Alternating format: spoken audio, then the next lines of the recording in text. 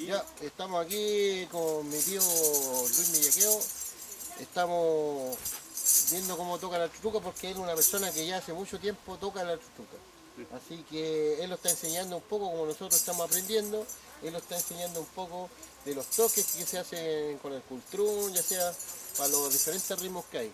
Así que vamos a hacer un poquito de un ritmo solo de golpe y él nos va a enseñar el sonido que hay que hacer con la chuchuca.